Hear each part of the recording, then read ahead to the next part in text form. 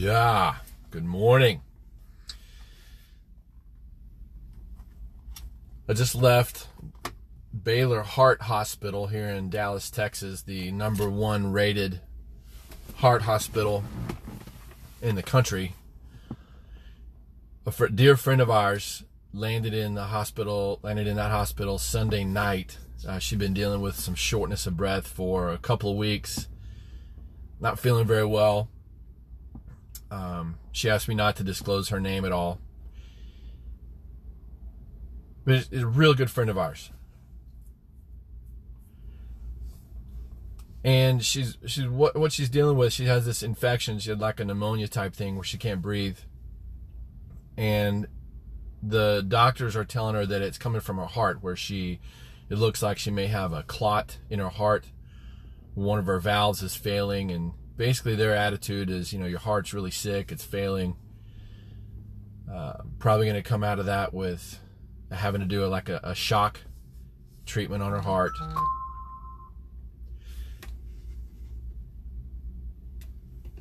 And, the medications that come along with it. And the disturbing part, because, sadly this happens every day, all day, but the disturbing part is who this person is.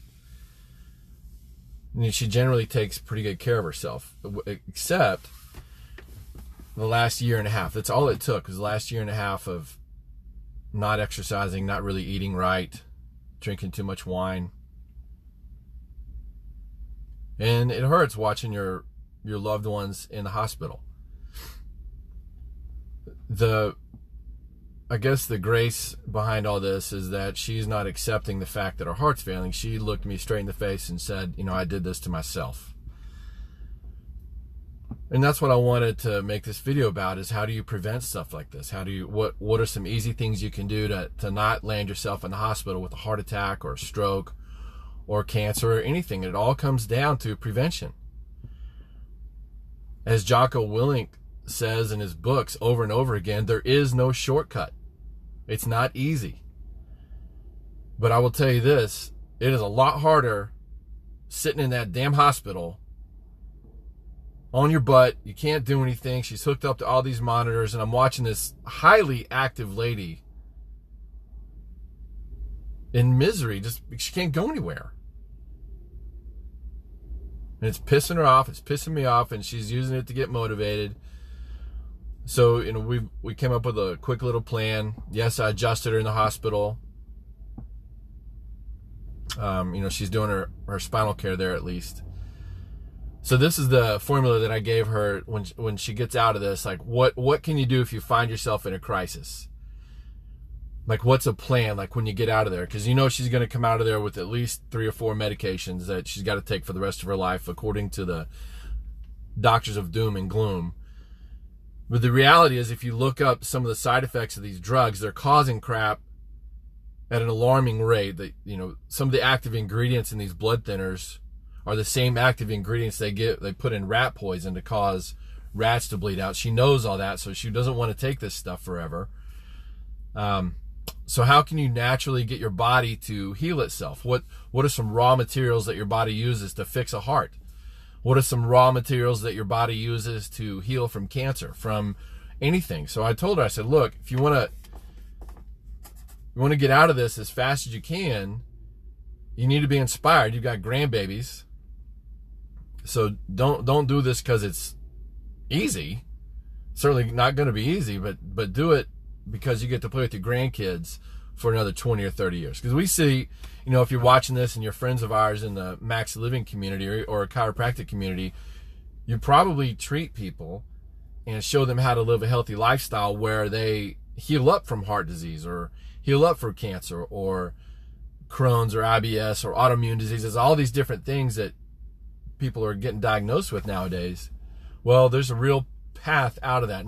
This is mine. So this is something that I do every morning, and I suggested to her that she do this now every morning. In fact, I told her she needs to do a sort of a juice type fast over the next month. If she can pull it off 7 days a week, if she can do it 5 days a week, great. The more the better. Where she's taking out anything that could contribute to heart disease and clotting of her arteries and inflammation, and she's putting in all the raw materials that her body will use to heal up from stuff. So my favorite type of juice fast is one that is celery juice based, where you stick a big old bunch of celery in the juicer, throw in an all organic, obviously non-GMO, all that good stuff, carrots, or maybe a Granny Smith apple. For those of you that really want to avoid all sugar, maybe just go with carrots, and maybe 1 carrot. Or if you just want to go straight celery juice, you can. That's pretty potent. But I would add to that juice the following mixture: a scoop of chlorella powder. It's the #1 superfood by a long shot. So you talk about a really good raw material to give your body to fight off plaquing, clean yourself out, X, Y, and Z. A scoop of maca powder. If you need any info on maca, you can look that up for sure. You got all these health gurus talking about maca powder left and right, and chlorella for that matter. So I would add a scoop or 2 of those per juice. And then I would get a very clean amino acid complex. So our group, we've made one that's not too sweet. It's sweetened with a little bit of stevia. It has a little orange flavor to it. But amino acids are what your body uses to build things. So when you eat protein or whatever, it breaks down into amino acids. But if you give your body this mega dose of a healthy amino acid complex, it can really start to rebuild stuff. And I would also throw in mineral drops, and lots of them. So mineral drops have a strong taste. So per juice, maybe 4 or 5 drops, maybe 6 drops at the most. It's kind of hard to digest more than that anyway. But then you have 4 or 5 or 6 of those per day, and that is what you live on for as much as you can over a month. And where you talk about getting some momentum going in the right direction. Now let's say that you're doing this. Now I do that mixture every single morning. This morning I had an awesome. It was in fact I didn't do the celery juice this morning. I used just the amino acids, lemon juice, or a little bit of lime juice, maca powder, chlorella powder, and then clean water and mineral drops. Later on today, I'll throw in a celery juice. But that's what I start my morning with every morning to build health. So in this case, our friend is trying to get out of this mess she's in, and I just left her and I said, this is what I would do every day, as much as you can take it. Now, let's say you get super hungry, and you just need to eat something. Okay, I would go for avocados. In fact, you could modify the juice fast to throw avocados in there every single day. That'd be fine. And if you just have to have some more dense type food, real clean fish or real clean chicken as much as you can, or even free range, free roaming chicken eggs.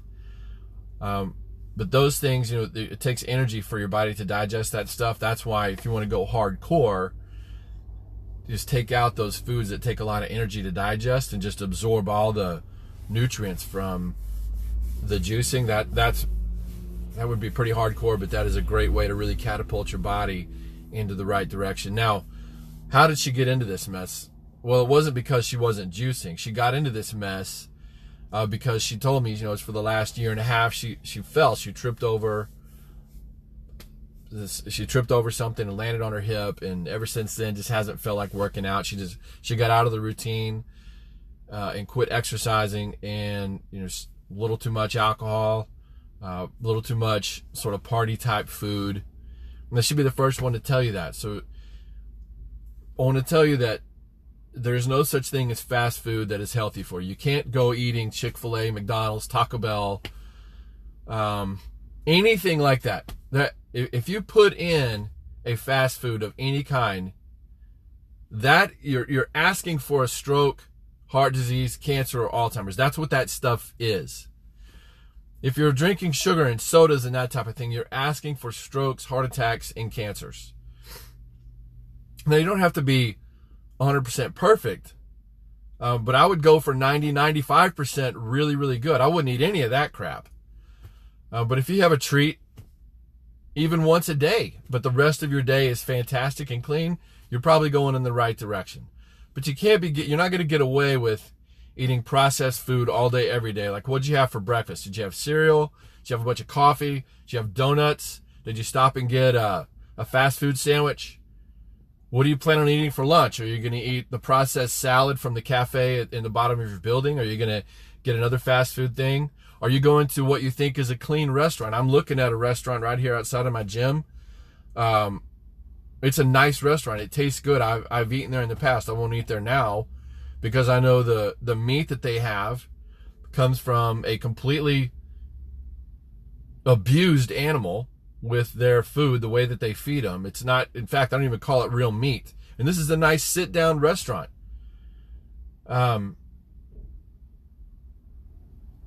You have to know where this food is coming from if you're going to go to a restaurant. We have a real clean one real close to us, Liberty Burger. Not everything in there is perfect, but they have some clean meats and some clean eggs. They have farm-raised eggs. There's all kinds of restaurants popping up around Dallas where you go in and they're real up front. Our eggs come from free-roaming hens, that type of thing. But just know where your food is coming from. If you're eating lunch, if you just go out with your buddies at lunch, your work buddies, and you just grab whatever's convenient, and it's not organic or cleanly raised, you're asking for heart disease and cancer. All those things promote inflammation in your body. Your body has to fight it with other material, with raw materials. It takes a lot of energy for you to deal with the insult of non-organic food. Same thing with dinner. What are we having for dinner? Are you planning your food out? Do you have stuff in the refrigerator at home that is clean and organic? I see my friend in the hospital, and you don't want that, man. You don't want the Baylor heart doctors coming up to you telling you that you've got heart failure, congestive heart failure, you've got a clot around your heart. And of course, now she's motivated. Now she's inspired. This scared me, man. It scared me to take it up another notch. I'm not going to sit here and tell you that I'm perfect. But, 95%, we eat clean. We work out. I don't feel like working out. Especially, I came out of the hospital. I'm motivated now. But I don't feel like working out. Some mornings I work out at 5 a.m. I don't feel like getting up at 5 a.m. and working out. But I would much prefer that than to have heart disease later on, or cancer, or something like that. So that's my rant for this morning, guys. I just want you to take care of yourself. Wanted to give you a little recipe of what you can do if you have a loved one who is struggling with something, they're trying to get out of it. Yes, a juice fast is pretty hardcore. Juicing, I like it because you get the nutrients a little bit easier than if you try to eat a whole stalk of celery, like a whole bushel of celery. Good luck. There's so much fiber in that, it's really hard to choke it down. But you could juice it and get all the big nutrients out of that. Add those other things in, the amino acids, the minerals, the chlorella, a little bit of lemon juice or lime juice, and, make it a great day. I love you guys. If I can do anything for you, just reach out to us. You can find us always through our Facebook pages or social media. And then I'm going to save this video and put it on YouTube as a link. Go change the world. Talk to you soon.